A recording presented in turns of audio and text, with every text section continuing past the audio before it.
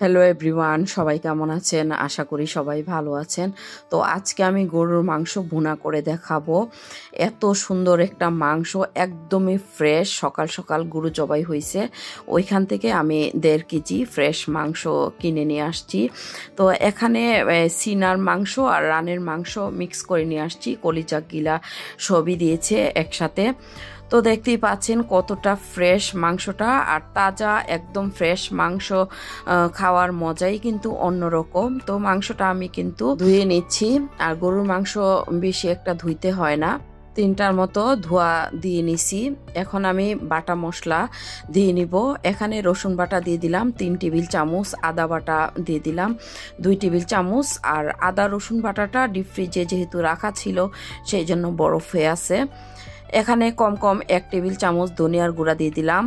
এখানে গরম মশলা দিয়ে দিলাম 1/2 চামচের থেকেও কম। আর এটা আমার হাতে বানানো লং, এলাচি, দারচিনি, জায়ফল, জয়িত্রী সব কিছু ভেজে গুঁড়া করে নিয়েছিলাম। সামান্য একটু দিয়ে দিলাম ভাজা জিরার গুঁড়া দিয়ে দিলাম 1/2 টেবিল চামচ। লাল মরিচের গুঁড়া দিয়ে দিলাম কম 1 টেবিল চামচ। আর জালটা যার যার ইচ্ছে মতো দিয়ে নেবেন।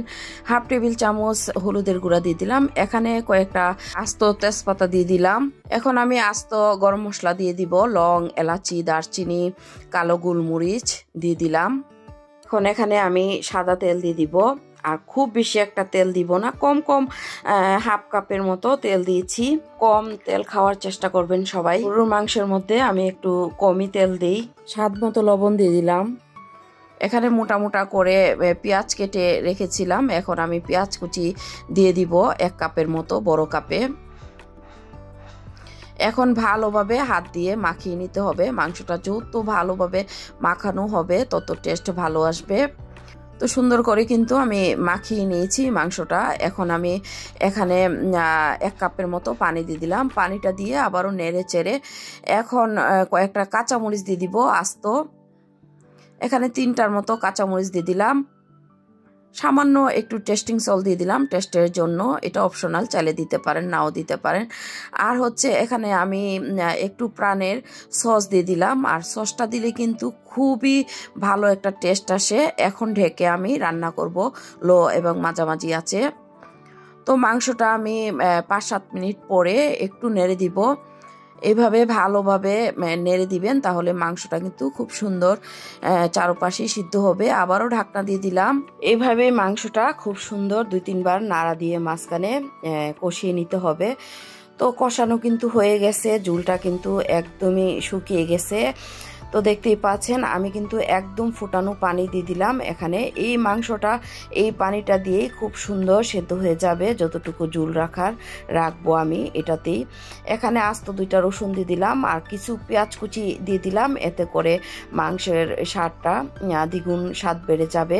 তো মাংসটা কিন্তু খুব সুন্দর রান্না হয়ে গেছে। আমি আরও মাংসটা আধা ঘন্টার মতো রান্না করেছি। দেখতেই পাচ্ছেন মাংসটা কিন্তু একদম মাখো মাখো হয়ে গেছে।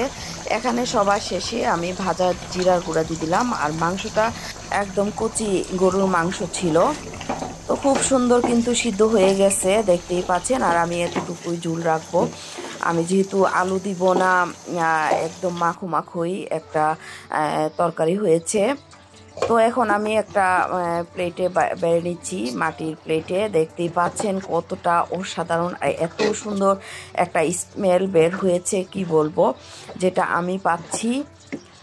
তো আপনারা কিন্তু এইভাবে ঝটপট গরুর মাংস রান্না করে নিতে পারেন। আমি একদম সিম্পলভাবেই রান্না করেছি, কিন্তু অসাধারণ হয়েছে রান্নাটা। তো সবাই ভালো থাকবেন, এইভাবে ঝটপট আপনারা রান্না করে নেবেন। আমার জন্য দোয়া করবেন। আল্লাহ হাফেজ।